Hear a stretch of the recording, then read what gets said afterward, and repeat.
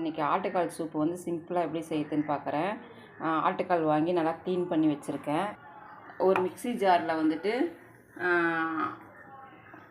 2 onion, ginger, இஞ்சி, பூண்டு வந்து தோலோட ரசத்துக்கு எப்படி போடுவோமோ அப்படி போட்டால் கூட டேஸ்ட்டாக இருக்கும். பூண்டு,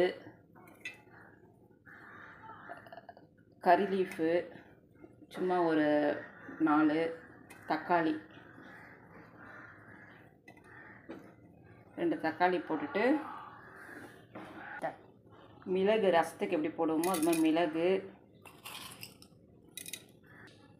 ஜீரகம். இந்த மிளகு காரமே போதுன்றவங்க வந்துட்டு மிளகு மட்டும் போட்டுக்கலாம். இல்லை இன்னும் காரம் வேணுன்றவங்க வந்து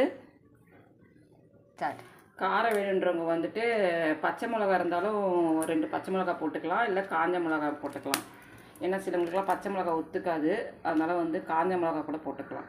இதை வந்து மிக்சியில் வந்து போட்டு ஒன்றும் பாதியமாக, ரொம்ப வந்து நைஸாக அரைக்கக்கூடாது, ஒன்றும் பாதியமாக வந்து அரைச்சிக்கலாம். ஒன்றும் பாதியமாக அரைச்சிக்கணும். நம்ம அரைச்ச விழுதை வந்துட்டு இதுக்குள்ளே போட்டுக்கலாம்.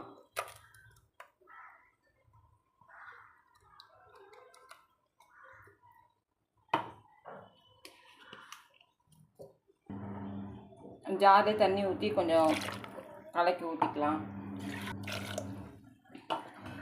தேவையான அளவுக்கு தண்ணி ஊற்றிக்குங்க. ஏன்னா எங்கள் வீட்டில் 4 பேர், அது 4 கிளாஸ் வர மாதிரி நான் சூப்புக்காக நான் ஊற்றிக்கிறேன்.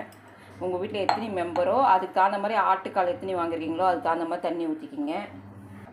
மஞ்சத்தூள் கொஞ்சம், உப்பு தேவையான அளவு உப்பு போட்டுக்குங்க. இப்போ வந்து குக்கர் மூடி போட்டு 5-6 விசில் வர மாதிரி வச்சுக்கணும்.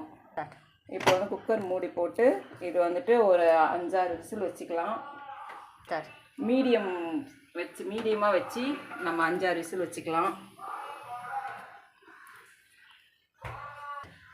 இப்போ வந்து 5-6 விசில் வந்துட்ட உடனே ஆஃப் பண்ணிவிட்டு, இதை வந்து மார்னிங் வந்து வெறும் வயிற்றில் காஃபி டீக்கு பதில் வந்து குடித்தோன்னா அவ்வளோ ஹெல்த்தின்னு சொல்லுவாங்க. அதனால் நைட்டே வந்து செஞ்சு வச்சுட்டு மார்னிங் வந்து லேசாக சூடு பண்ணிவிட்டு கோரியண்டர் லீஃபு போட்டுட்டு நம்ம குடிக்கலாம் மார்னிங்கு.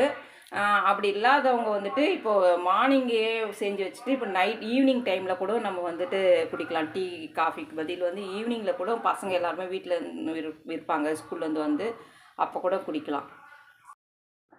ஒரு 4 and 5 விசில் மீடியம் ஃப்ளேமில் வச்சுட்டு சிம்மில் ஒரு 5 நிமிஷம் வச்சுட்டு நான் இறக்கிட்டேன். இப்போ வந்து இது எல்லாம் ப்ரெஷர் போயிடுச்சு. ஓப்பன் பண்ணுறேன்.